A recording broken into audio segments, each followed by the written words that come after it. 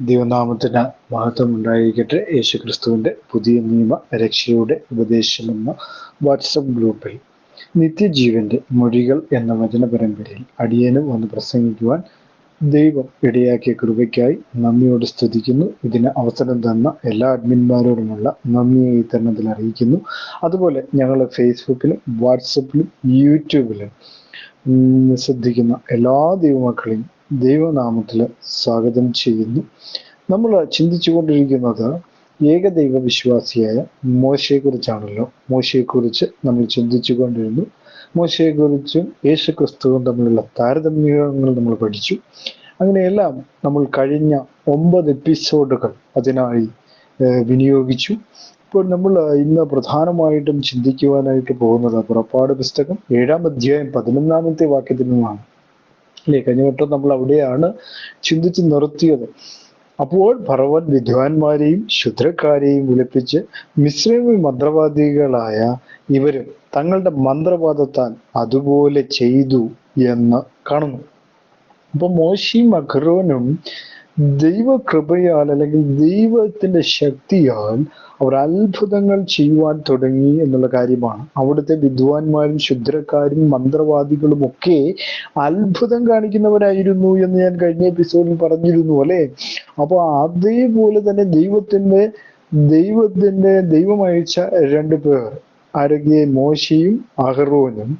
ഇതാ അവർ മുമ്പിൽ അത്ഭുതങ്ങൾ ചെയ്തുകൊണ്ടിരിക്കുകയാണ്. അപ്പൊ 12-ാമത്തെ വാക്യത്തിൽ നമ്മൾ വായിക്കുമ്പോൾ അവർ ഓരോരുത്തരും താന്താന്റെ വടി നിലത്തിട്ടു, അവയും സർപ്പങ്ങളായി തീർന്നു. എന്നാൽ അഹ്റോന്റെ വടി അവരുടെ വടികളെ വിഴുങ്ങിക്കളഞ്ഞു എന്ന് അവിടെ കാണുന്നു. അപ്പം അവിടെ ഭയങ്കരമായ അത്ഭുതങ്ങളുടെ മത്സരങ്ങൾ നടക്കുന്ന കാഴ്ച നമുക്ക് കാണാൻ കഴിയുന്നു. അതായത് 12-ാമത്തെ വാക്യത്തിൽ രേഖപ്പെടുത്തിയിരിക്കുന്നത് മിസ്രയീമിലെ മന്ത്രവാദികളെക്കാൾ വലിയ ശക്തിയുമായി മോശയ്ക്കും അഹ്റോനും എന്താണ് വളരെയധികം ശക്തിയുമായിട്ടാണ് അവർ വന്നേക്കുന്നത്. അവിടുത്തെ മന്ത്രവാദികളെ തോൽപ്പിക്കുന്ന ശക്തിയുമായി അഹ്റോനും മോശയും അവിടെ എത്തിച്ചേർന്നിരിക്കുകയാണ്. എന്താണ് അത്? ദൈവത്തിൽ നിന്നുള്ള സന്ദേശം, ദൈവത്തിന്റെ രാജ്യം പുലരുവാൻ അവരുടെ ഇടയിൽ, ഇസ്രായേൽ ജനത്തിന്റെ ഇടയിൽ ദൈവരാജ്യത്തിന്റെ മൊഴികൾ അല്ലെങ്കിൽ ദൈവരാജ്യം തുറക്കുവാൻ അവർക്ക് മുമ്പിൽ തുറക്കപ്പെടാൻ പോകുന്നു എന്നുള്ള കാഴ്ചയാണ് അവിടെ കാണുവാനായിട്ട് സാധിക്കുന്നു. അവരുടെ സർപ്പങ്ങൾ ഫറവോന്റെ തന്നെ എന്തായിരുന്നു? അടയാളങ്ങളായിരുന്നു എന്നുള്ളതാണ് സർപ്പങ്ങളെ കുറിച്ച് പറയുന്നത് അല്ലെ. അപ്പം ആ യഥാർത്ഥത്തിൽ എന്താണ്? മന്ത്രവാദികളുടെ വടികൾ സ്വതന്ത്രമാക്കി ചലിക്കുവാൻ തുടങ്ങിയ സർപ്പങ്ങളായിരിക്കണം അല്ലേ. ഒരു പക്ഷെ ഇത് അസാധാരണമായ ഒരു പ്രവൃത്തി അല്ലായിരുന്നു. ആ മന്ത്രവാദികൾ അത്ഭുതം ചെയ്യുമായിരുന്നെങ്കിൽ തന്നെ സാത്താന്റെ ശക്തി കൊണ്ടായിരുന്നു അല്ലേ. 2 തെസ്സലോനിക്കർ 2:9 നമ്മൾ വായിക്കുമ്പോൾ 2 തെസ്സലോനിക്കർ 2:9 2:9 രേഖപ്പെടുത്തിയിരിക്കുന്നത് എങ്ങനെയാണ്? 9-ാമത്തെ വാക്യത്തിലേക്ക് വരുമ്പോൾ അധർമ്മമൂർത്തിയുടെ പ്രത്യക്ഷത നശിച്ചു പോകുന്നവർക്ക് സാത്താന്റെ വ്യാപാര ശക്തിക്ക് ഒത്തവണ്ണം വ്യാജ്യമായ സകല ശക്തിയോടും അടയാളങ്ങളോടും അത്ഭുതങ്ങളും അനീതിയുടെ സകല വഞ്ചനയോടും കൂടെ ആയിരിക്കുമെന്ന് രേഖപ്പെടുത്തിയിരിക്കുന്നു. അപ്പൊ അധർമ്മമൂർത്തി, അതായത് യേശു കർത്താവിന്റെ വരവെങ്കിൽ ദൈവത്തിന്റെ പ്രവൃത്തിയുടെ അടിസ്ഥാനത്തിൽ സംഭവിക്കുന്ന, അതായത് എതിർ ക്രിസ്തുവിന്റെ വരവ്, അതായത് ദൈവികമായുള്ള വരവ്, കർത്താവിന്റെ ദൈവികമായുള്ള വരവ് എന്താണ്? എതിർ ക്രിസ്തുവിന്റെ വരവ്, അതായത് സാത്താന്റെ പ്രവൃത്തിയുടെ അടിസ്ഥാനത്തിലാണ് സംഭവിക്കുന്നത് അല്ലെ. വെളിപ്പാട് 13:2 നമ്മൾ വായിക്കുമ്പോൾ അത് കാണുന്നുണ്ട്. അപ്പൊ പൊതുവിൽ മനുഷ്യർക്ക് ക്രിസ്തുവിനേക്കാൾ എതിർ ക്രിസ്തു സ്വീകാര്യനാകുന്ന സാഹചര്യം അവിടെ ഉണ്ടാകും. അതായത് അത്തരമൊരു സാഹചര്യം ഉണ്ടായിരുന്നതിലൂടെ ആ സമയത്തെ ശരിയായ അവസ്ഥ വിവേചിച്ചറിയുവാൻ നമുക്ക് സാധിക്കുമെന്നുള്ളതാണ് അല്ലേ. അപ്പൊ അധർമ്മമൂർത്തിയുടെ എന്താണ്? പ്രത്യക്ഷത നശിച്ചു പോകുന്നവർക്ക്. ആരാണ് ഈ നശിച്ചു പോകുന്നവർ? നമ്മള് നശിച്ചു പോകുന്നത് എന്താണ്? ദൈവിക സത്യത്തെക്കാളും പാപത്തെ സ്നേഹിക്കുന്നവരെന്ത് ചെയ്യും? നശിച്ചു പോകും. തങ്ങളുടെ പാപപ്രകൃതത്തിന് ഇഷ്ടമായ പ്രവൃത്തികൾ ചെയ്യേണ്ടതിന് ദൈവിക സത്യത്തെ അവരെന്ത് ചെയ്യും? മനഃപൂർവ്വമായിട്ട് ത്യജിച്ചു കളയും. അതുപോലെ തന്നെ സത്യത്തോടുള്ള സ്നേഹവും രക്ഷയും തമ്മിലുള്ള അഭേദ്യമായ ബന്ധത്തെക്കുറിച്ച് പൗലോസ് അപ്പോസ്തലൻ ഇവിടെ ഓർമ്മിപ്പിക്കുകയാണ്. രണ്ടിൽ ഒന്നല്ല, രണ്ടും ഒന്നുമില്ലാതെ ഒന്ന് മാത്രമായി ഉണ്ടായിരിക്കുന്ന ഒരു സാധ്യത അവിടെ ഉണ്ടാകുന്നതായിട്ട് നമുക്ക് കാണുവാനായിട്ട് സാധിക്കുന്നു. പ്രിയ സഹോദരങ്ങളെ, ഇപ്പൊ എന്താണ് അവിടെ അധർമ്മമൂർത്തിയുടെ പ്രത്യക്ഷത ആർക്കാണ്? നശിച്ചു പോകുന്നത്. കർത്താവിന്റെ വചനത്തിൽ നിൽക്കാത്തവനൊക്കെ എന്ത് ചെയ്യും? നശിച്ചു പോകും. കാരണം അധർമ്മമൂർത്തിയുടെ പ്രത്യക്ഷതയിൽ അവരെന്ത് ചെയ്യും? പെട്ടുപോകും എന്നുള്ള കാര്യം വളരെ വ്യക്തമായുള്ള കാര്യമാണ്. അതുകൊണ്ട് ദൈവിക ശക്തിയെയും സാത്താന്റെ ശക്തിയെയും തിരിച്ചറിയേണ്ട ഒരു കാലം നമ്മുടെ മുമ്പിൽ അടുത്തിരിക്കുന്നു പ്രിയ സഹോദരങ്ങളെ. അതുകൊണ്ട് കർത്താവിലേക്ക് തിരിയേണ്ട, അല്ലെങ്കിൽ കർത്താവിൻ്റെ ആ ഒരു രാജ്യത്തിലേക്ക് തിരിയേണ്ട കാര്യങ്ങൾ ചെയ്യേണ്ട സമയങ്ങൾ എത്രയോ അടുത്തിരിക്കുന്നു. നമ്മൾ ഓരോരുത്തരെയും കുറിച്ച് പറയുവാൻ, അതായത് നമുക്കെല്ലാം നമ്മുടെ മുമ്പിൽ നമ്മൾ പ്രതീക്ഷിക്കുന്നത് പോലെയല്ല. രാജ്യത്തിന് മാറ്റം, ലോകത്തിന് മാറ്റം, എല്ലായിടത്തും മാറ്റങ്ങൾ സംഭവിച്ചു കൊണ്ടിരിക്കുന്നു. അതായത് കർത്താവിന്റെ വരവ് ആഗമനമായിരിക്കുന്നു. അതിനിടയിൽ ഒരു അധർമ്മമൂർത്തിയുടെ പ്രത്യക്ഷത, ഇതെല്ലാം കാണുന്നത് നമ്മൾ ഓർത്തുകൊള്ളണം. കർത്താവിന്റെ വരവ് എത്രയോ അടുത്തിരിക്കുന്നു അല്ലെ. അത്ഭുതങ്ങളുടെയും അനീതിയുടെയും സകല വഞ്ചനയും കൂടി ആയിരിക്കും. അപ്പൊ അത് ഉണ്ട്, ചെറിയ തോതിലാണെങ്കിലും അധർമ്മമൂർത്തിയുടെ പ്രവർത്തനം ഇവിടെ നടക്കുന്നുണ്ട് അല്ലെ. അധർമ്മമൂർത്തിക്ക് കീഴടങ്ങുന്ന മനുഷ്യർ എന്നുമുണ്ട്. അവർ കീഴ്പ്പെട്ടുകൊണ്ടേയിരിക്കുന്നു എന്നുള്ള സത്യമാണ് നമുക്ക് കാണുവാനായിട്ട് സാധിക്കുന്നു. അപ്പൊ എന്താണ്? അവര് ശക്തിയോടെ എന്ത് ചെയ്യും? അടയാളങ്ങളും അത്ഭുതങ്ങളും അനീതിയുടെ സകല വഞ്ചനയോടും കൂടെ ആയിരിക്കും എന്നുള്ള കാര്യം പൗലോസ് അപ്പോസ്തലൻ നേരത്തെ തന്നെ പ്രവചനാത്മാവിൽ രേഖപ്പെടുത്തിയിരിക്കുകയാണ്. അപ്പൊ അനീതിയുടെ സകല വഞ്ചനയോടും കൂടി എന്താണ്? തിന്മ മനുഷ്യരെ എന്ത് ചെയ്യുന്നു? വഞ്ചിക്കുന്നു എന്നുള്ളതാണ് അല്ലെ. എബ്രായർ 3:13 നമ്മൾ വായിക്കുമ്പോ, എബ്രായർ ലേഖനം 3:13 നമ്മൾ വരുമ്പം അവിടെ എഴുതിയിരിക്കുന്ന ഇങ്ങനെയാണ്. 13ാമത്തെ വാക്യത്തിൽ എഴുതിയിരിക്കുക, നിങ്ങൾ ആരും പാപത്തിന്റെ ചതിയാൽ കഠിനപ്പെടാതിരിക്കേണ്ടതിന് എന്ന് പറയുന്നിടത്തോളം നാളുതോറും അന്യോന്യം പ്രബോധിപ്പിച്ചു കൊള്ളുവീൻ. അപ്പം എന്ത് ചെയ്യണം? പ്രബോധിപ്പിച്ചു കൊള്ളണമെന്നാണ് ദൈവവചനം പറയുന്നത്. നിങ്ങൾ ആരും എന്താണ്? പാപത്തിന്റെ ചതിയിൽ കഠിനപ്പെടാതിരിക്കേണ്ടതിന് എന്ത് ചെയ്യണം? പ്രബോധിപ്പിക്കണം. നാളുതോറും എന്ത് ചെയ്യണം? അന്യോന്യം എന്ത് ചെയ്യണം? പ്രബോധിപ്പിച്ചു കൊണ്ടിരിക്കണമെന്ന് ദൈവത്തിന്റെ ആത്മാവ് നമ്മളോട് പറയുകയാണ്. അപ്പൊ ദൈവത്തെ യഥാർത്ഥമായി വിശ്വസിപ്പാനും അതിൽ തുടരുവാനും പാപം ചെയ്യാതിരിക്കുവാനുമായി വിശ്വാസികളെ ധൈര്യപ്പെടുത്തിക്കൊണ്ടിരിക്കണം. അപ്പൊ വളരെ നല്ലതിനു വേണ്ടി ദൈവിക കരങ്ങളിൽ ആയുധങ്ങളായിരിക്കാൻ എന്ത് ചെയ്യും? ആയിരിക്കാൻ നമുക്ക് കഴിയും അല്ലെ. പാപത്തെ കുറിച്ചുള്ള 2 കാര്യങ്ങൾ നമ്മൾ ശ്രദ്ധിക്കുമ്പോൾ, പാപം ദൈവത്തിനെതിരായി മനുഷ്യ ഹൃദയങ്ങളെ എന്ത് ചെയ്യുന്നു? കഠിനമാക്കുന്നു. അതുകൊണ്ടാണ് ഫറവോയുടെ ഹൃദയം കഠിനമാക്കിക്കൊണ്ടിരിക്കുന്ന കാഴ്ചയും നമ്മൾ കണ്ടു. അതുപോലെ തന്നെ പാപം എന്താണ്? വഞ്ചനയുള്ളതാണ്. 2 തെസ്സലോനിക്കർ 2:10 പറയുന്നത് അതാണ്. പാപം അശുദ്ധമെന്ന് ദൈവം പറയുന്നു. എന്നാൽ പാപം എന്ത് ചെയ്യുന്നു? സ്വയം അതിനെ വളരെ സന്തോഷം പകരുന്ന ഒന്നായി ചിന്തിച്ച് എന്ത് ചെയ്യുന്നു? ചിത്രീകരിക്കുന്നുള്ള. യഥാർത്ഥത്തിൽ പാപം എന്താണ്? വിഷം ആണെങ്കിലും തേനായി സ്വയം പ്രത്യക്ഷപ്പെടാൻ ശ്രമിക്കും. പാപം എന്ത് ചെയ്യുന്നു? പാപം അത് നൽകുന്ന സന്തോഷത്തെ എന്ത് ചെയ്യുന്നു? സന്തോഷത്തെക്കുറിച്ച് സംസാരിക്കുന്നു. എന്നാൽ അതിന്റെ വേദനത്തെക്കുറിച്ചും അതിന് എതിരായി വരുന്ന ദൈവത്തിന്റെ കോപത്തെക്കുറിച്ചും എന്ത് ചെയ്യുന്നു? മൗനം പാലിക്കുന്നു എന്നുള്ളതാണ്. മനുഷ്യരെ അന്ധരാക്കി നാശത്തിലേക്ക് പോകുന്ന വിശാല വഴിയിൽ എത്തിക്കുന്ന ഒരു 3 വഞ്ചനാപരമായ കാര്യങ്ങളിൽ ഒന്നാണ് എന്താണ്? പാപം എന്ന് പറയുന്നത് അല്ലെ. മനുഷ്യന്റെ വഞ്ചനയുള്ള ഹൃദയത്തിലേക്ക് വഞ്ചകനായ സാത്താൻ വഞ്ചന എന്ന പാപം കൊണ്ടുവരും. വഞ്ചനയ്ക്കുള്ള സാധ്യതയ്ക്ക് എന്തെങ്കിലും അതിവരമ്പുകൾ ഉണ്ടാകുമോ എന്ന് നമ്മൾ ചിന്തിക്കേണ്ട ഒരു കാര്യം തന്നെയാണ് പ്രിയ സഹോദരങ്ങളെ അല്ലെ. മനുഷ്യന് കുറവുകളുണ്ട്, ബലഹീനതകളുണ്ട്. എല്ലാവരും പെർഫെക്റ്റ് ആണ് നമുക്ക് പറയുവാൻ ഒക്കുമോ? ഒരിക്കലും പറയുകയല്ല. മോശയുടെ ജീവിതത്തിൽ നമ്മൾ പഠിക്കുമ്പോൾ മോശയ്ക്ക് ഒരുപാട് കുറവുകൾ നമ്മൾ മോശയിൽ കണ്ടു. എന്നിട്ടും അവൻ എന്ത് ചെയ്തു? ദൈവത്തെ ആശ്രയിച്ചുകൊണ്ട്, ദൈവത്തെ മുൻനിർത്തിക്കൊണ്ട് മുന്നോട്ട് പോകുവാൻ കഴിഞ്ഞു എന്നുള്ളതാണ് അവന്റെ ജീവിതത്തിന്റെ വിജയം. അവൻ ദൈവത്തിന്റെ കരമായിട്ട് അവൻ പ്രവർത്തിക്കുവാൻ തുടങ്ങി എന്നുള്ളതാണ് അവനെക്കുറിച്ച് കാണുവാനായിട്ട് സാധിക്കുന്നു. അവന്റെ അനുസരണ, പറഞ്ഞ ഉടൻ കേൾക്കുവാൻ ഉള്ള അവന്റെ മനസ്സ്, അല്ലെ, അത് അവനെ എന്ത് ചെയ്തു? ദൈവത്തിന് വേണ്ടി കാര്യങ്ങൾ ചെയ്യിക്കുവാനും അതൊക്കെ അവന് എന്ത് ചെയ്തു? ആ മന്ത്രവാദികളുടെ മുമ്പിൽ വിജയമൊരുക്കുവാൻ അവനെ സഹായിച്ചു എന്ന് നമുക്ക് കാണുവാനായിട്ട് സാധിക്കുന്നു. ഇപ്പൊ എന്താണ്? അവയും സർപ്പങ്ങളായി തീർന്നു. എന്നാൽ അഹരോന്റെ വടി എന്ത് ചെയ്തു? അവരുടെ വടികളെ വിഴുങ്ങിക്കളഞ്ഞു. ഫറവോന്റെ ഹൃദയമോ യഹോവ അരുളി ചെയ്തതുപോലെ കഠിനപ്പെട്ടു, അവനവരെ ശ്രദ്ധിച്ചതുമില്ല. ശ്രദ്ധിക്കേണ്ട ഒരു കാര്യം, ഫറവോന്റെ ഹൃദയമോ യഹോവ അരുളി ചെയ്തതുപോലെ എന്ത് ചെയ്തു? കഠിനപ്പെട്ടു, അവൻ എന്ത് ചെയ്തില്ല? അവരെ ശ്രദ്ധിച്ചതുമില്ല എന്ന് അവിടെ കാണുന്നു പ്രിയ സഹോദരങ്ങളെ.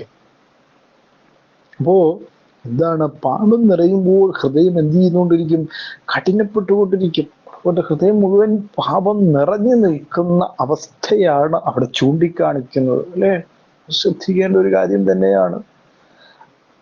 അടുത്ത 14-ാമത്തെ വാക്യത്തിലേക്ക് വരുമ്പോൾ, അപ്പോൾ യഹോവ മോശയോട് അരുളി ചെയ്തു, ഫറവോന്റെ ഹൃദയം എന്ത് ചെയ്യപ്പെട്ടിരിക്കുന്നു?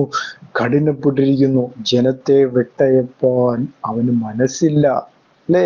പാപത്തിന്റെ ആ കാഠിന്യം അവനിൽ വസിക്കുന്നു. പിശാച് അവനിൽ പ്രവർത്തനം തുടങ്ങിയിരിക്കുന്നു. അവന്റെ ഹൃദയത്തിൽ വഞ്ചകനായ പിശാചിരിക്കുന്നു. ആ പ്രവൃത്തി എന്ത് ചെയ്യുന്നില്ല? ദൈവം പറയുന്നത്, അല്ലെങ്കിൽ ദൈവത്തിന്റെ ദാസന്മാർ വന്ന് പറഞ്ഞത് അനുസരിക്കുവാൻ അവനെ കൊണ്ട് പറ്റുന്നില്ല. അവന്റെ ഹൃദയം മേൽക്കുമേൽ കഠിനപ്പെട്ടുകൊണ്ടിരിക്കുന്നു. വിട്ടയപ്പാൻ എന്ത് ചെയ്യുന്നില്ല?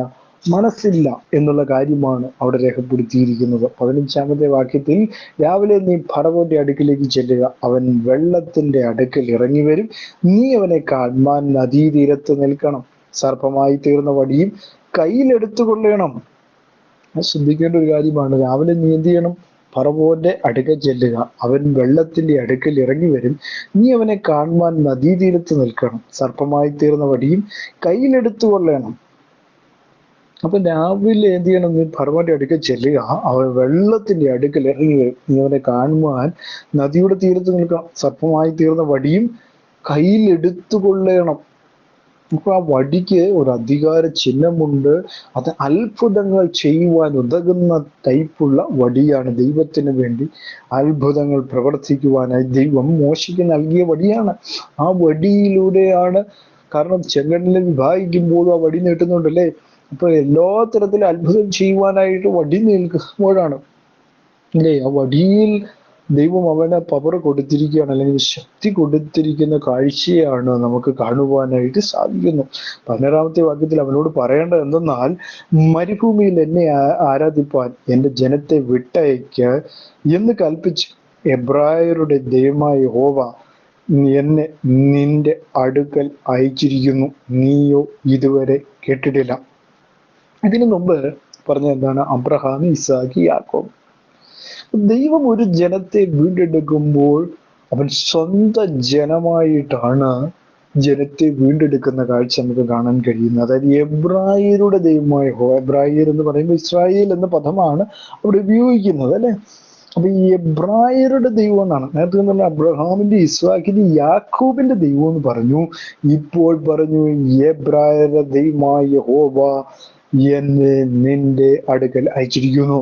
അപ്പൊ ആ ദൈവത്തിന്റെ വീണ്ടെടുപ്പുകാരന്റെ പേര് യഹോവ, വീണ്ടെടുത്ത നാമം യഹോവ, അല്ലെ? പുതിയ നിയമത്തിൽ യേശുക്രിസ്തു, അല്ലെ? അപ്പൊ രണ്ട് പേരുകൾ, യാഹുവേ എന്ന പേര് അവിടെ നമുക്ക് കാണുവാനായിട്ട് സാധിക്കുന്നു. അപ്പൊ എബ്രായരുടെ ദൈവമായ യഹോവ എന്നെ നിന്റെ അടുക്കൽ അയച്ചു എന്ന് പറയുന്നു. കാരണം എന്റെ ജനം, എന്റെ സ്വന്തം ജനം. ഇസ്രായേലിനെ കുറിച്ച് പറയുന്നത് എന്താണ്?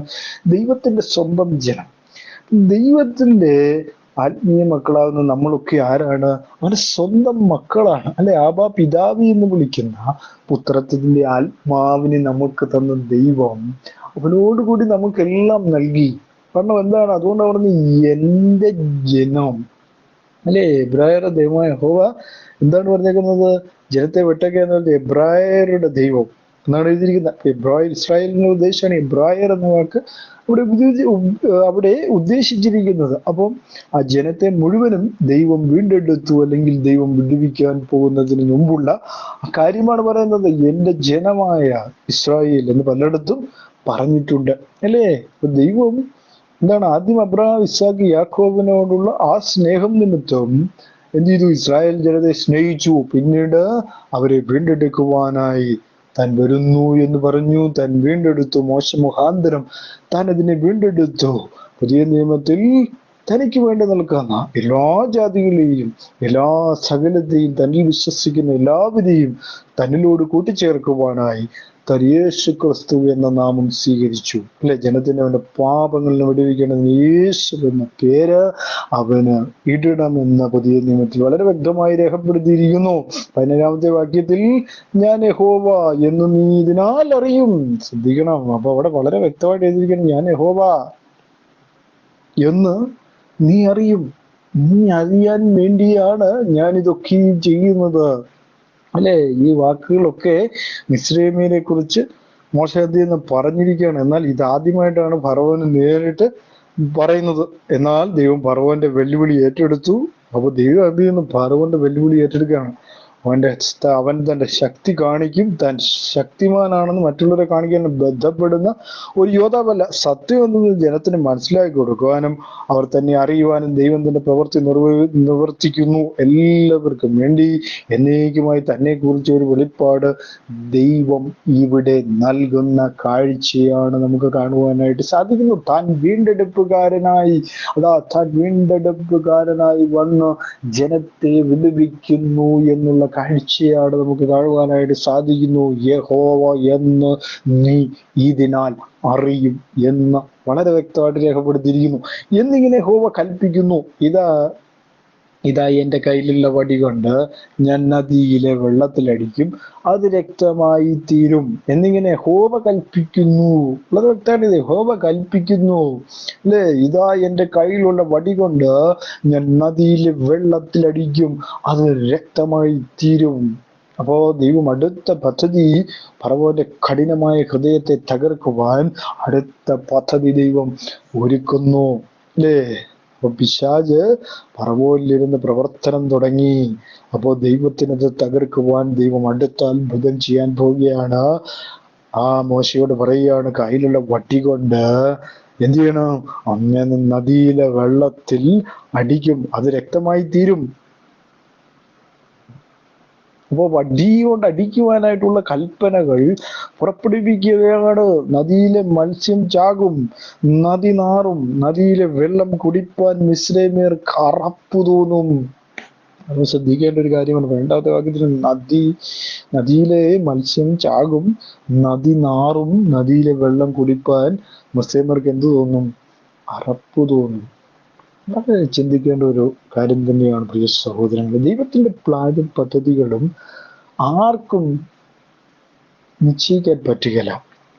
ദൈവം എപ്പോഴാണ് അത്ഭുതം ചെയ്യുന്നത്, എപ്പോഴാണ് അടയാളങ്ങൾ ചെയ്യുക എന്ന് നമുക്ക് പറയാൻ കഴിയുകയില്ല. നമ്മുടെ ജീവിതത്തിൽ എപ്പോൾ വേണമെങ്കിലും അവൻ അത്ഭുതങ്ങൾ ചെയ്യാം. കാരണം നമ്മുടെ ജീവിതത്തിൽ നമ്മൾ കാണുന്ന പല അത്ഭുതങ്ങളും പിശാചിന്റെ അത്ഭുതങ്ങളായിരിക്കും. പക്ഷെ ദൈവത്തിന്റെ അത്ഭുതം എപ്പോഴാണ് സംഭവിക്കുക, അത് നമ്മൾ കാത്തിരുന്ന് കാണേണ്ടതാണ്, അല്ലെ? കഠിനമായ ഒരു ഹൃദയമുള്ള ഒരു ഫറവോന്റെ ഹൃദയത്തെ തകർക്കുവാൻ ദൈവം ചെയ്ത പ്ലാൻ കണ്ടില്ലേ? ഇതേനോ വെള്ളം രക്തമാക്കി, വെള്ളത്തിലടിക്കുമ്പോൾ അത് രക്തമായി തീരും, നദിയിലെ മത്സ്യം ചാകും, നദി നാറും, നദിയിലെ വെള്ളം കുടിപ്പാൻ മിസ്രൈമ്യർക്ക് എന്ത് തോന്നും? അറപ്പ് തോന്നും. അപ്പൊ അറപ്പ് തോന്നുന്നതിന്റെ പ്രധാനമായ കാര്യം എന്താണ്? വെള്ളം കുടിപ്പാൻ മിസ്രൈമ്യർക്ക് എപ്പോഴും എന്ത് ചെയ്യും? അറപ്പ് തോന്നും.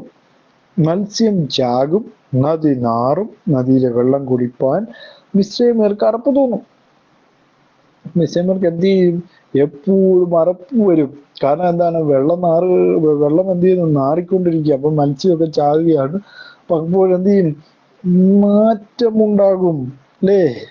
അങ്ങനെയാണ് ദൈവത്തിന്റെ അടുത്ത പദ്ധതി എന്ന് പറയുന്നത് 19ാമത്തെ വാക്യത്തിൽ എഴുതിയിരിക്കുകയാണ്, യഹോവ പിന്നെയും മോശയോട്, നീ അഹരോനോട് പറയേണ്ടതെന്നാൽ നിന്റെ വടിയെടുത്തിട്ട് മിസ്രൈമിലെ വെള്ളത്തിന്മേൽ അവരുടെ നദി, പുഴ, കുളം എന്നിങ്ങനെ അവരുടെ സകല ജലാശയങ്ങളുടെ മേലും കൈ നീട്ടുക, അവ രക്തമായി തീരും. അപ്പൊ എന്താണ്? എല്ലായിടത്തും വ്യക്തമാക്കി തീർക്കാനുള്ള പ്ലാനാണ് യഹോവയായ ദൈവത്തിന്റെ പ്ലാനുകൾ. വളരെ വ്യക്തമായിട്ട് നമുക്ക് കാണാൻ കഴിയും. നമ്മുടെ ഹൃദയം നമ്മൾ കഠിനമാക്കിക്കൊണ്ടിരിക്കുമ്പോൾ ദൈവം അവന്റെ പ്രവർത്തനം തുടങ്ങുമെന്നുള്ള കാര്യം വളരെ വ്യക്തമാണ്, അല്ലേ?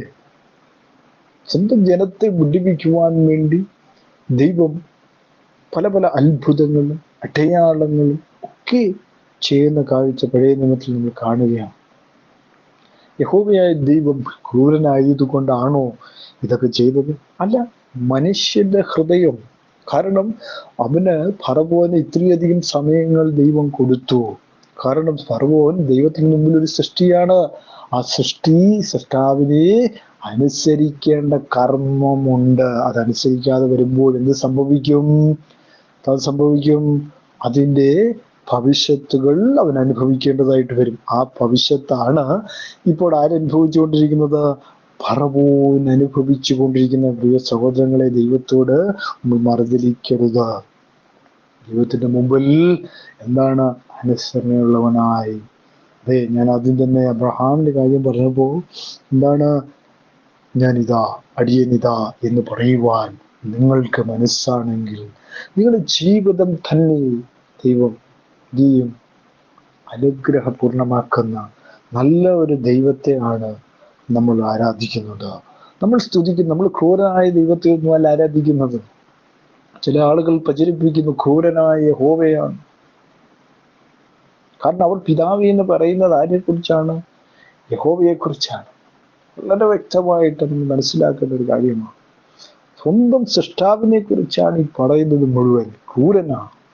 അവനെന്ത് ക്രൂരത കാണിച്ചു? അവനൊരു ക്രൂരതയും ചെയ്തിട്ടില്ല എന്നുള്ള സത്യമാണ് നമുക്ക് കാണാൻ കഴിയുന്നത്. ജനം അവന്റെ ഹൃദയം കഠിനമാക്കിയതിന് അവൻ ആ കഠിനത മാറുവാനുള്ള കഠിനതയെ നീക്കുവാനുള്ള ട്രീറ്റ്മെന്റ് ആയിരുന്നു. ഫറവോയുടെ കഠിനതയെ നിർത്തുവാനുള്ള. ഫറവോയ്ക്ക് വേണമെങ്കിൽ മാനസാന്തരപ്പെടാമായിരുന്നു. ഫറവോ അത് ചെയ്തില്ല എന്നാണ് നമുക്ക് പിന്നെ ഫറവോയെ കുറിച്ച് കാണാൻ കഴിയുന്നത്, അല്ലേ? ചെങ്കടലിൽ ഒടുങ്ങിയ ജീവിതമായിരുന്നു ഫറവോയുടെ. അപ്പോൾ അങ്ങനെ കാണുമ്പോൾ തന്നെ നമുക്ക് മനസ്സിലാക്കാനായിട്ട് സാധിക്കുന്നു, ദൈവം എല്ലാവർക്കും സമയം കൊടുക്കുന്നുണ്ട്, അല്ലേ? എന്റെയും ജീവിതത്തിൽ മാനസാന്തരപ്പെടുവാൻ ദൈവം എല്ലാവർക്കും സമയം കൊടുത്തിട്ടുണ്ട്, അല്ലേ? കൃപയുടെ വാതിലുകൾ അടഞ്ഞാൽ പിന്നെ മനസ്സാന്തരമില്ല. പിന്നെ നമുക്കൊരു ചാൻസ് ദൈവരാജ്യത്തിലേക്ക് പ്രവേശിക്കാൻ ഉണ്ടാവുകയില്ല. അവസാന ചാൻസുകളും നമ്മുടെ മുമ്പിൽ അടയപ്പെടുമ്പോൾ നമ്മൾ പറഞ്ഞിട്ട് കാര്യമില്ല, അയ്യോ അന്ന് ഇന്നയാൾ വന്ന് പറഞ്ഞപ്പോൾ ഞാൻ വിശ്വസിക്കേണ്ടതായിരുന്നു, ഇന്നയാൾ എന്നോട് പറഞ്ഞപ്പോൾ ഞാൻ വിശ്വസിക്കേണ്ടതായിരുന്നു, അന്ന് ഞാൻ വിശ്വസിച്ചില്ല, അന്ന് ഞാൻ ദൈവത്തോട് മറുതലിച്ചു. കാരണം ദൈവം അയച്ചിട്ട് വന്നവരെ ഞാൻ എന്ത് ചെയ്തു? കാര്യമായി എടുത്തില്ല, അല്ലെങ്കിൽ ഞാൻ അവരുടെ വഴികളിൽ ചെന്നില്ല, ഞാൻ അവർ പറഞ്ഞത് ശ്രദ്ധിച്ചില്ല, ഞാൻ അവരെ അറിഞ്ഞില്ല എന്ന് പറയുവാൻ ഒരിക്കലും നമുക്ക് എന്ത് ചെയ്യരുത്? ഇടവരുത് സഹോദരങ്ങളെ. അതുകൊണ്ട് ദൈവരാജ്യത്തിന് വേണ്ടി, കർത്താവിന്റെ രാജ്യത്തിന് വേണ്ടി ഒരുങ്ങുവാനുള്ള ജോലികൾ ചെയ്യേണ്ടതായിട്ടുണ്ട്. പ്രിയ സഹോദരങ്ങളെ, ഭൂമിയിൽ എല്ലാ കാര്യങ്ങളും വേണം, എല്ലാ കാര്യങ്ങളും ചെയ്യണം. ദൈവരാജ്യത്തിന് വേണ്ട കാര്യങ്ങൾ കൂടി നമ്മൾ ചെയ്യണം. അല്ലെങ്കിൽ എന്താണ്? മരിച്ച് നിത്യതയിലേക്ക് പോകുമ്പോൾ നിത്യതയില്ലാതെ വരുന്നൊരവസ്ഥ ഒന്ന് ചിന്തിച്ചിട്ടുണ്ടോ പ്രിയ സഹോദരങ്ങളെ? അതുകൊണ്ട് നിങ്ങൾക്ക് ദൈവം ഇപ്പോൾ മാനസാന്തരപ്പെടുവാനുള്ള സമയങ്ങൾ വളരെയധികം തന്നിട്ടുണ്ട്. നിങ്ങൾ മാനസാന്തരപ്പെടേണ്ടത് വളരെ അനിവാര്യമാകുന്നു. മാനസാന്തരത്തിന് വളരെയധികം പ്രാധാന്യമുണ്ട്. ദൈവവചനത്തിൽ ജീവിക്കുന്ന ഒരു ദൈവ പൈതലിന് അത് വളരെ ആവശ്യമായ ഒരു ഘടകമാണ് മാനസാന്തരം എന്ന് പറയുന്നത്. മാനസാന്തരപ്പെടണം. എവിടെയും തെറ്റിപ്പോയി എന്നുള്ള കാര്യം ദൈവത്തിന്റെ മുമ്പിൽ പറഞ്ഞുകൊണ്ട് ഓരോ നിമിഷവും നിലനിൽക്കുവാൻ നിങ്ങൾക്ക് കഴിഞ്ഞാൽ അത് നിങ്ങളുടെ നിത്യതയ്ക്ക് തടസ്സമല്ലാതെ നിങ്ങൾക്ക് നിത്യതയിലെത്തുവാൻ നിങ്ങളെ ദൈവം സഹായിക്കുക തന്നെ ചെയ്യുമെന്നുള്ള കാര്യമാണ് നമുക്കിവിടെ കാണുവാനായിട്ട് സാധിക്കുന്നു എന്നുള്ളതാണ്. ഇതെന്താണ്? വെള്ളത്തിന്റെ മേലും നദിയുടെയും പുഴയും കുളവും എന്നിങ്ങനെ കുറെ സകല ജലാശയങ്ങളുടെ മേലും എന്ത് ചെയ്യണം? കൈ നീട്ടണം. അവ രക്തമായി തീരും. മിസ്രയീം ദേശത്ത് എല്ലായിടവും എന്ത് ചെയ്യണം? മരപാത്രങ്ങളിലും കൽപാത്രങ്ങളിലും രക്തമുണ്ടാകുമെന്ന് കൽപ്പിച്ചു. അതാണ് ജലാശയങ്ങളിലും ഒക്കെ എന്ത് ചെയ്യണം? രക്തം വരണം. അതായിരുന്നു ദൈവത്തിന്റെ അടുത്ത പ്ലാന്. അവിടെയെല്ലാം മരപാത്രങ്ങളിലും എല്ലാം എന്ത് ചെയ്യണം? മോശെ അഹരോനും യഹോവ കൽപ്പിച്ചതുപോലെ ചെയ്തു. അല്ലെ? ഒരു ശകലം പോലും പുറകോട്ട് മാറിയതായിട്ട് ദൈവവചനത്തിൽ നമുക്ക് കാണുവാനായിട്ട് സാധിക്കുന്നില്ല പ്രിയ സഹോദരങ്ങളെ. അവർ ദൈവം പറയുന്നത് അതുപോലെ ചെയ്യുവാൻ അവർക്ക് മനസ്സായി. കാരണം ഫറവോയുടെ വാക്കുകൾ അവരെന്ത് ചെയ്തില്ല? അനുസരിക്കാൻ പോയില്ല. ഫറവോൻ രാജാവാണ്, ഫറവോന് കീഴിൽ നിൽക്കുന്നവരാണ്. അതൊന്നും അവർ ശ്രദ്ധിച്ചില്ല. കാരണം അവർക്ക് പറയുവാനുള്ള കാര്യങ്ങൾ, അല്ലെങ്കിൽ അവർക്ക് പ്രവർത്തിക്കുവാനുള്ള കാര്യങ്ങൾ അവർ പ്രവർത്തിച്ചു തുടങ്ങി പ്രിയ സഹോദരങ്ങളെ. അതാണ് നമ്മളിവിടെ നമുക്ക് കാണുവാനായിട്ട് സാധിക്കുന്നു എന്നുള്ളതാണ്, അല്ലേ? അപ്പം 20ാമത്തെ വാക്യത്തിലേക്ക് നമ്മൾ വന്നപ്പോൾ എന്താണ്? മോശയും അഹരോനും യഹോവ കൽപ്പിച്ച പോലെ ചെയ്തു. അവൻ ഫറവോന്റെയും അവന്റെ ഭൃത്യന്മാരും വടിയോങ്ങി നദിയിലുള്ള വെള്ളത്തിൽ അടിച്ചു. നദിയിലുള്ള വെള്ളമൊക്കെയും വ്യക്തമായി തീർന്നു. 21ാമത്തെ വാക്യത്തിലേക്ക് നദിയിലെ മത്സ്യം ചാവുകയും നദി നാറുകയും ചെയ്തു. നദിയിലെ വെള്ളം കുടിപ്പാൻ മിസ്രയീമ്യർക്ക് കഴിഞ്ഞില്ല. മിസ്രയീം ദേശത്ത് എല്ലായിടവും രക്തമുണ്ടായിരുന്നു. ഇപ്പൊ ആലോചിച്ച് നോക്കിയാൽ, രക്തം എന്ന് പറഞ്ഞാൽ, രക്തം എന്നൊക്കെ കാണുമ്പോൾ ചിലർക്കൊക്കെ പേടിയാണ്, ചിലർക്ക് ഇതൊക്കെ കാണുമ്പോൾ തലകറക്കം ഉണ്ടാവില്ല. രക്തം എന്നൊക്കെ പറയുമ്പോഴത്തേക്ക് ചോരയൊക്കെ പിടിക്കാറുണ്ട്. ചോര എന്ന് പറയുമ്പോൾ തന്നെ വളരെ ഹോസ്പിറ്റലിലൊക്കെ ആണെങ്കിൽ, ആശുപത്രികളിലൊക്കെ ആണെങ്കിൽ ഇൻഫെക്ഷ്യസ് സാധനം എന്നുള്ളതാണ് മനുഷ്യരുടെ രക്തം എന്ന് പറയുന്നത്. അതുകൊണ്ട് എല്ലാവരും ഈ രക്തമൊക്കെ എടുക്കുമ്പോൾ ഗ്ലൗസ് ഒക്കെ ഇട്ട് എടുക്കത്തുള്ളൂ. കയ്യിലൊന്നും പറ്റുവാനായിട്ട് സമ്മതിക്കത്തില്ല. കാരണം അത് ഒരാളുടെ രക്തം മറ്റൊരാളുടെ രക്തം എന്ന് പറയുമ്പോൾ ഇൻഫെക്ഷ്യസ് ആണ് എന്നുള്ള കാര്യമാണ്. ആ രക്തം എങ്ങനെയാണ് വെള്ളത്തിലൊക്കെ വരുവാന്ന് പറഞ്ഞാൽ എന്തൊരു അവസ്ഥയല്ലേ? നമ്മൾ കുടിക്കുന്ന വെള്ളത്തിനകത്ത് പൈപ്പ് തുറക്കുമ്പോൾ രക്തം വരുവാന്ന് പറഞ്ഞു കഴിഞ്ഞാൽ, മിസ്രയീമിലൊന്നും പൈപ്പ് ഉണ്ടായിരുന്നോ എന്ന് എനിക്കറിയില്ല. പക്ഷെ നദികളിലൊക്കെ വെള്ളം കുടിക്കാൻ ചെല്ലുമ്പോൾ എന്താണ്, അവിടെ ഇങ്ങനെ വെള്ളം ഇങ്ങനെ വരുന്നിടത്തെല്ലാം രക്തമാണ്. അങ്ങനെ ഒരു അവസ്ഥയെ കുറിച്ച് നിങ്ങൾ ചിന്തിച്ചിട്ടുണ്ടോ? അത് വല്ലാത്തൊരു അവസ്ഥയല്ലേ? രക്തം ഇങ്ങനെ വരുന്നു, വെള്ളം കുടിക്കാമെന്ന് വിചാരിക്കുമ്പോൾ മുഴുവൻ രക്തം വരിക, അല്ലെ? വെള്ളം ഇച്ചിരി മലിനമായെന്ന് പറഞ്ഞാൽ പോലും നമുക്ക് കുടിക്കാൻ ഇഷ്ടമില്ലാത്ത ആൾക്കാരാണ് നമ്മൾ ഓരോരുത്തരും. പക്ഷെ ഇവിടെ ഈ രക്തം വരുന്നു എന്ന് പറയുമ്പോഴത്തേക്കും നമുക്ക് എങ്ങനെയായിരിക്കും നമ്മുടെ അവസ്ഥ, അല്ലെ? നമ്മൾ എങ്ങനെ അതിനെ അതിജീവിക്കും, അല്ലെങ്കിൽ അതിജീവിക്കും എന്നുള്ള കാര്യം വളരെ ചിന്തിക്കേണ്ട ഒരു കാര്യം തന്നെയാണ്. മിസ്രയീം ജനത്തിന് വന്നിരിക്കുന്ന അവസ്ഥ ഇപ്പോഴിതാണ്. എവിടെ തുറന്നെന്ന് പറഞ്ഞാലും രക്തം തന്നെ ആയിരിക്കും എന്നുള്ള കാര്യമാണ്. അതുപോലെയുള്ള കഠിനമായ പ്രവർത്തനങ്ങൾ ചെയ്തുകൊണ്ടേയിരുന്നു. എന്താണ്? ഫറവോന്റെ ഹൃദയത്തിന്റെ കാഠിന്യം കുറയപ്പെടുവാനായിട്ട്. അപ്പൊ മിസ്രയീം ദേശത്ത് എല്ലായിടത്തും എന്ത് ചെയ്തു? രക്തമുണ്ടായിരുന്നു. മിസ്രയീമ്യ മന്ത്രവാദികളും തങ്ങളുടെ മന്ത്രവാദത്തിൽ എന്ത് ചെയ്തു? തങ്ങളുടെ മന്ത്രവാദത്തിൽ എന്താണ്? മിസ്രയീം തങ്ങളുടെ മന്ത്രവാദത്തിൽ അരുളി ചെയ്തതുപോലെ അരമനയിലേക്ക് പോയി എന്നവിടെ രേഖപ്പെടുത്തിയിരിക്കുന്നു. മന്ത്രവാദത്താൽ അതുപോലെ ചെയ്തു. എന്നാൽ യഹോവ അരുളി ചെയ്തതുപോലെ ഫറവോന്റെ ഹൃദയം കഠിനപ്പെട്ടു. അവൻ അവരെ ശ്രദ്ധിച്ചില്ല. ഫറവോനെ തിരിഞ്ഞു തന്റെ അരമനയിലേക്ക് പോയി. ഇതും അവൻ ഗണ്യമാക്കിയില്ല. നദിയിലെ വെള്ളം കുടിപ്പാൻ കഴിവില്ലായ്മകൊണ്ട് മിസ്രയീമ്യർ എല്ലാവരും കുടിപ്പാൻ വെള്ളത്തിനായി നദി അരിയൊക്കെയും ഓലികൊഴിച്ചു. അവിടെ ശ്രദ്ധിക്കേണ്ട ഒരു കാര്യം, ഭയങ്കര ഒരു അവസ്ഥയായിപ്പോയത്. നമ്മൾ ചിന്തിക്കുന്നത് പോലെയുള്ളൊരു അവസ്ഥയല്ല അവിടെ കാണുവാനായിട്ട് സാധിക്കുന്നു. അവസാനം അവരെന്ത് ചെയ്തു? നദിയൊക്കെ വെള്ളമായി കഴിഞ്ഞപ്പോൾ ഒരു ഓലി കുഴിക്കാൻ തുടങ്ങി എന്നൊക്കെയാണ് പറയുന്നത്. ഫറവോൻ എന്ത് ചെയ്തു?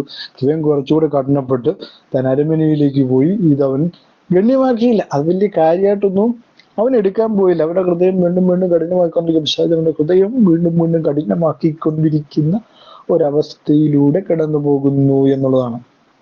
8ാം അധ്യായം 1-ാമത്തെ വാക്യം വായിക്കുമ്പോൾ, യഹോവ നദിയെ അടിച്ചിട്ട് 7 ദിവസം കഴിഞ്ഞപ്പോ മോശയോട് കൽപ്പിച്ചത്, നീ ഫറവോന്റെ അടുക്കൽ ചെന്ന് പറയേണ്ട എന്തെന്നാൽ, യഹോവ ഇപ്രകാരം അരുളി ചെയ്തു, ആരാധിപ്പാൻ എന്റെ ജനത്തെ വിട്ടയക്കാം.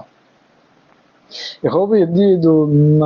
നദിയെ അടിച്ചിട്ട് 7 ദിവസങ്ങൾ കഴിഞ്ഞപ്പോ മോശയോട് കൽപ്പിച്ചത്, നീ ഫറവോൻ അടുക്കൽ ചെന്ന് പറയേണ്ടത് എന്തെന്നാൽ, യഹോവ ഇപ്രകാരം അരുളി ചെയ്തു, ആരാധിപ്പാൻ എന്ത് ചെയ്യണം? എന്റെ ജനത്തെ വിട്ടയക്കാം. വളരെ വ്യക്തമായിട്ട് ഇത്രയും പ്രശ്നങ്ങളൊക്കെ ഉണ്ടായി കഴിഞ്ഞപ്പോൾ തന്നെ എന്ത് ചെയ്യണം?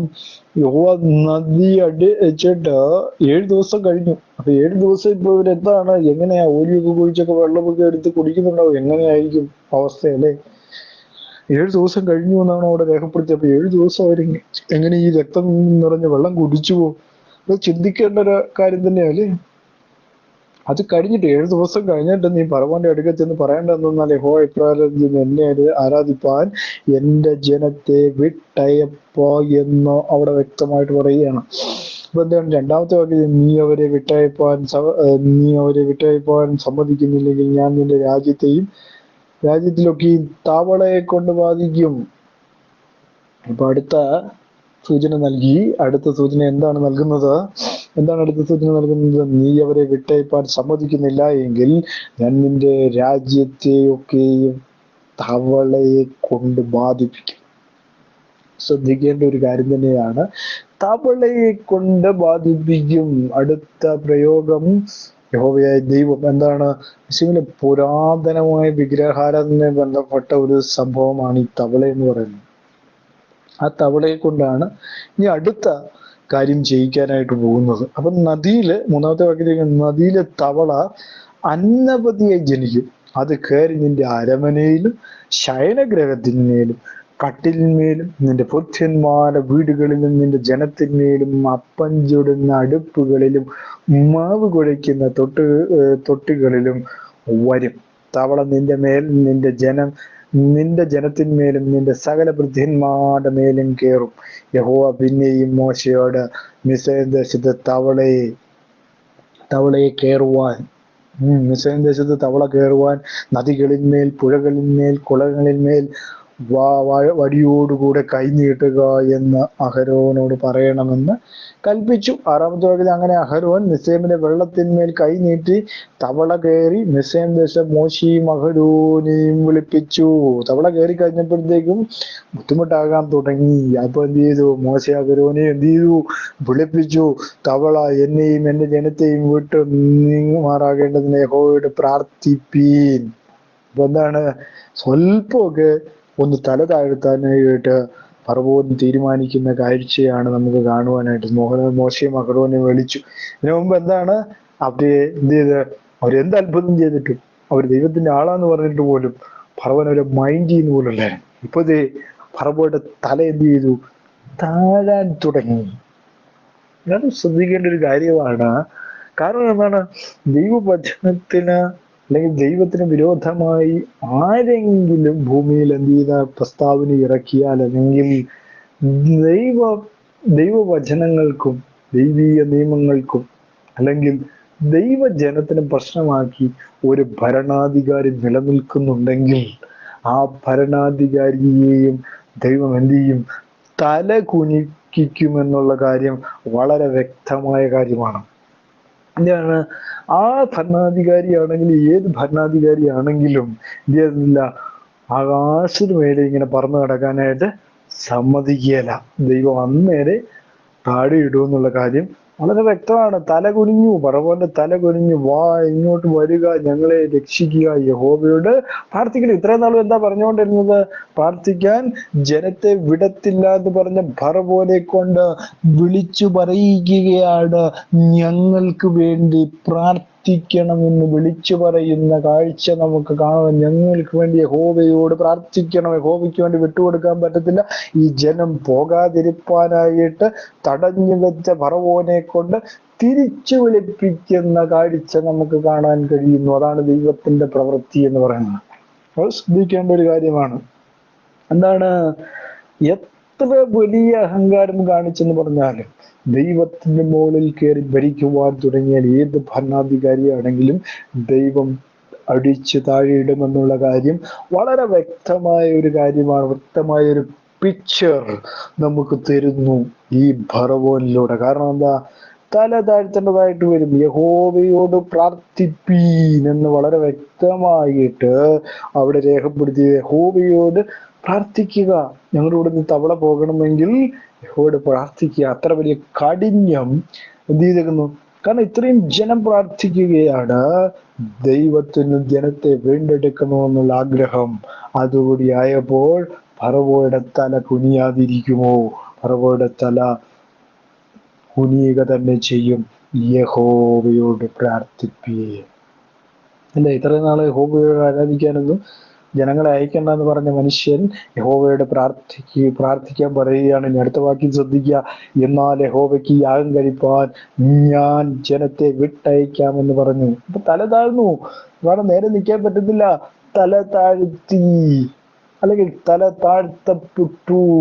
അല്ലേ, ഇത്രയും നാളും താൻ ഉയർത്തി വെച്ച തന്റെ തല താൻ ഒരിക്കലും വിട്ടുകൊടുക്കത്തില്ല, താൻ ഏകനായി നിന്നുകൊണ്ട് ഇവിടെ ഭരിക്കുമെന്ന് പറഞ്ഞ ഫറവോയെ എന്ത് ചെയ്തു? ദൈവത്തിന്റെ തല താഴ്ത്തി എന്നുള്ളതാണ്. കാരണം ദൈവത്താൽ അസാധ്യമായ ഒരു കാര്യമില്ല. അതായത് ഫറവോന്റെ ഭരണം എന്തായിരുന്നു? ദൈവത്തെ വെല്ലുവിളിക്കുന്ന ഭരണമായിരുന്നു. അതുകൊണ്ടാണ് കാര്യവാക്യം വായിച്ചത്, ദൈവം ഫറവോന്റെ വെല്ലുവിളിക്ക് തയ്യാറായി എന്നവിടെ വെല്ലുവിളി. അപ്പോൾ തന്നെ അവൻ എന്ത് ചെയ്തു? പ്രാർത്ഥിക്കാമെന്ന് സമ്മതിച്ചു. കാരണം തല താഴ്ത്താതെ രക്ഷയില്ല. അവരെ വിളിച്ചു വരുത്തേണ്ടതായി വന്നു. അല്ലെ, അവർ ദൈവം നിശ്ചയിച്ചവരായിരുന്നു എന്ന് ഫറവോന് ബോധ്യമായി.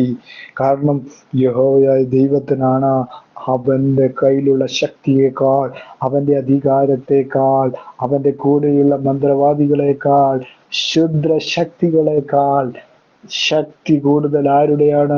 യഹോവയായ ദൈവത്തിൻ്റെതാണെന്ന് ബോധ്യമായപ്പോൾ തന്നെ അവന്റെ തല താഴാൻ തുടങ്ങി.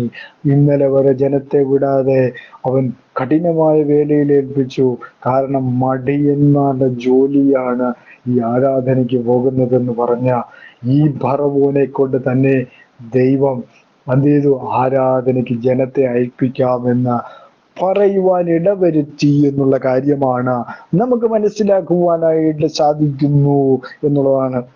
യഹോവയ്ക്ക് യാഗം കഴിപ്പാൻ ഞാൻ ജനത്തെ വിട്ടയക്കാമെന്ന് പറയുന്ന കാഴ്ചയും അവിടെ കാണുന്നു.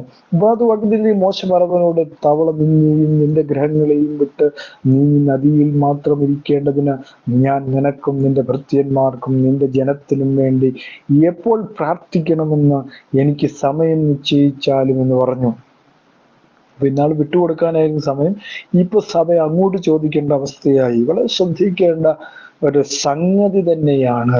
കാരണം എത്ര മാനത്തുയർന്നു പറഞ്ഞെന്ന് പറഞ്ഞാലും ദൈവത്തിന്റെ സമയം വരുമ്പോൾ താഴെ ഇറക്കുമെന്നുള്ള കാര്യം വളരെ വ്യക്തമാണ്. എത്ര ഉയർന്നു പറഞ്ഞെന്ന് പറഞ്ഞാലും, ഞാനാണ് സർവ്വധികാരി എന്ന് പറഞ്ഞിരുന്നാലും എന്താണ്, ഒരു ദിവസം ദൈവം പിടിക്കുക തന്നെ ചെയ്യും. അത് വളരെ വ്യക്തമാണ്. ഫറവോയുടെ ജീവിതം അത് തന്നെയാണ് പറയുന്നത്. ഫറവോൻ എന്ത് ചെയ്തു? ആകാശവരെ എന്ത് ചെയ്തു? കൂടുകളൊക്കെ ഉണ്ടാക്കി അതിന് മോളിൽ പറക്കാമെന്ന് വിചാരിച്ച ഫറവോയെ ദൈവം ഇത് അടിച്ച് താഴെ ഇട്ടിരിക്കുന്നു. തന്റെ തല താഴ്ന്നിരിക്കുന്നു. തനിക്കൊന്നും പറയാൻ മേലാത്ത പോലെ തന്റെ തല താഴ്ന്നിരിക്കുന്നു എന്നുള്ള കാഴ്ചയാണ് നമുക്ക് കാണുവാനായിട്ട് സാധിക്കുന്നു എന്നുള്ളതാണ് പ്രിയ സഹോദരങ്ങളെ. ഇപ്പൊ എന്താണ് ഒന്നാമത്തെ മോശ ഫറവോനോട്, തവള നിന്നെയും നിന്റെ ഗ്രഹങ്ങളെയും വിട്ട് നീങ്ങി നദിയിൽ മാത്രം ഇരിക്കേണ്ടതിന് ഞാൻ നിനക്കും നിന്റെ ഭക്തന്മാർക്കും നിന്റെ ജനത്തിനും വേണ്ടി എപ്പോൾ പ്രാർത്ഥിക്കണമെന്ന് എനിക്ക് സമയം നിശ്ചയിച്ചാലും. ഇപ്പൊ എന്താണ്? എനിക്കൊരു സമയം നിശ്ചയിക്കണം. ഇപ്പൊ എന്താണ്? മോശ ഫറവോനോട് പറയാണ്, ഇത്രയും നാളും പറഞ്ഞ് ജനത്തെ വിട്ടുതരാൻ പറ്റത്തില്ലെന്ന് പറയുന്നത്, ഇപ്പൊ ഒരു സമയം നിശ്ചയിച്ച് പറയണം എന്ന് പറഞ്ഞു. 10-ാമത്തെ വാക്യത്തിൽ നാളെ എന്ന് അവൻ പറഞ്ഞു, ഞങ്ങളുടെ ദൈവമായ യഹോവയെ പോലെ ആരുമില്ല. വളരെ ശ്രദ്ധിക്കേണ്ട ഒരു കാര്യമാണ്. അല്ലേ, ഞങ്ങളുടെ ദൈവമായ യഹോവയെ പോലെ ആരുമില്ല മോശ പറയുകയാണ്. കാരണം യഹോവയെ പോലെ ആരുമില്ല. ക്രൂരനാണെന്ന് പറയുന്നവർക്ക് അവനെ പോലെ ആരുമില്ല. അവൻ നല്ല ദൈവമാണ്, അവൻ സ്നേഹിതനാണ്, അവൻ കൂട്ടാളിയായ ദൈവമാണ്, അവൻ രക്ഷകനാണ്, രക്ഷിക്കുന്നവനാണ് എന്നുള്ള കാര്യമാണ് നമുക്ക് കാണാൻ കഴിയുന്ന. മോശ പറയുന്നു. ആ മോശയുടെ കൂടെ നിന്നുകൊണ്ട് നമുക്ക് ഓരോരുത്തർക്കും ദൈവത്തെ നോക്കി പറയാൻ ഒക്കുമോ? അവനെ പോലെ ആരുമില്ല. അല്ലേ, അവനെ പോലെ വേറെ ആരുമില്ല. ഇത്രയും സ്നേഹിതനായ ദൈവം, ഇത്രയും നമ്മളെ സ്നേഹിച്ച ഒരു ദൈവം, ഇത്രയും നമ്മളെ സ്നേഹിച്ച ഒരു താതൻ, അല്ലേ, മനുഷ്യനായി ജഡത്തിൽ വെളിപ്പെട്ട് നമ്മളെ സ്നേഹിച്ചു. അങ്ങനെയും ചെയ്തില്ലേ? നമ്മുടെ പാപങ്ങളൊക്കെ ഏറ്റെടുത്ത് ക്രൂശിൽ മരിച്ചില്ലേ? നമുക്ക് വേണ്ടി മൂന്നാം ദിവസം ഉയർത്തെഴുന്നേറ്റ് അല്ലേ, കാൽവരിയുടെ പടക്കളത്തിൽ നമുക്ക് വേണ്ടി വേദന സഹിച്ചവനായി, അല്ലേ, ഓ വളരെയധികം വേദന കൊണ്ടവനായി, നമുക്ക് വേണ്ടി എല്ലാം സഹിച്ചവനായി, ജഡത്തിൽ വെളിപ്പെട്ട് എല്ലാം നമുക്ക് വേണ്ടി സഹിച്ചു, അല്ലേ, വേദനകളെല്ലാം ഏറ്റെടുത്തു. നിന്നെ പോലെ ആരുമില്ല ദൈവമേ, നിന്നെ പോലെ ആരുമില്ല, നീ ശക്തനായ ദൈവമാണ്, നിന്നെ പോലെ ആർക്കും ആകുവാൻ കഴിയുകയില്ല എന്നുള്ള കാര്യമാണ് മോശയ്ക്ക് പറയുവാനുള്ളത്. നിങ്ങൾക്ക് പറയുവാൻ കഴിയുമോ? എനിക്ക് പറയുവാൻ കഴിയുമോ? യഹോവേ, നിനക്ക് തുല്യനായി ആരുമില്ല, നിന്നെപ്പോലെ മറ്റൊരാളില്ല. കാരണം ഇത്രയും ഞങ്ങളെ സ്നേഹിച്ചവൻ, ഇത്രയും ഞങ്ങളെ കരുതിയവൻ, ഇത്രയും ഞങ്ങളെ അറിഞ്ഞവൻ, ഇത്രയും ഞങ്ങളെ സ്നേഹിച്ചവൻ, ഞങ്ങൾക്ക് ഇത്രയധികം അഭയം തന്ന ദൈവമേ, നിന്നെ ഞങ്ങൾക്ക് മറക്കുവാൻ കഴിയുമോ?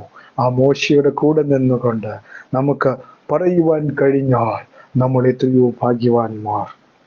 ഈ വചനം നിങ്ങൾക്കതിന് കാരണമാകട്ടെ എന്ന് പറഞ്ഞുകൊണ്ട് ഞാൻ നിങ്ങൾക്കായി പ്രാർത്ഥിക്കുവാൻ പോവുകയാണ്. മഹാപരിശുദ്ധനും നിത്യനുമായ ദൈവമേ, ഈ സമയത്തിനായി സ്തുതിക്കുന്നു, വാഴ്ത്തുന്നു കർത്താവേ. വചനം കേട്ട എല്ലാവരെയും അവിടുന്ന് അനുഗ്രഹിക്കണമേ എന്ന് പ്രാർത്ഥിക്കുന്നു. അങ്ങയുടെ കാൽവരിയിലെ സ്നേഹം, ഞങ്ങൾക്ക് വേണ്ടി തന്ന ആ സ്നേഹം, ഏക ദൈവമേ, നിന്റെ ജഡത്തിലുള്ള വെളിപ്പാട്, ആ വെളിപ്പാടിലൂടെ ഞങ്ങളെ സ്നേഹിച്ചു, നീ ഞങ്ങളെ കരുതി, ഞങ്ങളുടെ പാപങ്ങളെല്ലാം ഏറ്റെടുത്തുകൊണ്ട് കാൽവരി യാഗമായി തീർന്നവനെ നിന്നെ ഞങ്ങൾ സ്തുതിക്കുന്ന കർത്താവേ. ഈ സമയത്തിനായി, ഈ നേരത്തിനായി കേൾക്കുന്ന എല്ലാവരെയും കർത്താവ് അനുഗ്രഹിക്കണമെന്ന് പ്രാർത്ഥിക്കുകയാണ് കർത്താവേ. ഈ ദിവസങ്ങളിൽ കഠിനമായിരിക്കുന്ന ഏത് മനുഷ്യരാണെങ്കിലും കർത്താവിലേക്ക് തിരിയുവാൻ അവരിടയാകുവാൻ ഈ വചനം മുഖാന്തരമാകട്ടെ എന്ന് ഞാൻ പ്രാർത്ഥിക്കുന്നു പിതാവേ. എല്ലാവരെയും സഹായിക്കണം, മാനസാന്തരപ്പെടണം, കർത്താവിനോട് ചേരുവാൻ, സ്നാനമേൽക്കുവാൻ എല്ലാവരെയും ഇടയാക്കണമേ എന്ന് ഞാൻ പ്രാർത്ഥിക്കുന്നു. രോഗികളായിട്ട് ഭാരപ്പെടുന്ന എല്ലാവർക്കും അങ്ങ് പൂർണ്ണമായ സൗഖ്യം, വിടുതലും എൻ്റെ കർത്താവ് നൽകണമേ എന്ന് ഞാൻ പ്രാർത്ഥിക്കുന്നു കർത്താവേ. കൃപയാലോടുന്ന എല്ലാവരെയും അനുഗ്രഹിക്കണം, ഇതിൽ അഡ്മിന്മാരായി പ്രവർത്തിക്കുന്ന എല്ലാവരെയും അനുഗ്രഹിക്കണം, കർത്താവ് സഹായിക്കണമേ എന്ന് പ്രാർത്ഥിക്കുന്നു. ഞങ്ങളുടെ എല്ലാ പ്രവർത്തനങ്ങളെയും ഇവിടുന്ന് അനുഗ്രഹിക്കണമേ എന്ന് ഞാൻ പ്രാർത്ഥിക്കുന്നു. പ്രാർത്ഥന സ്വർഗം ശ്രദ്ധ വെച്ച് കേട്ടിയ സ്തോത്രം, മാനവും മഹത്വം എടുക്കണം. എല്ലാം യേശു ക്രിസ്തുവിന്റെ തന്നെ ഉള്ള നാമത്തിൽ തന്നെ. ആമീൻ, ആമീൻ, സ്തോത്രം.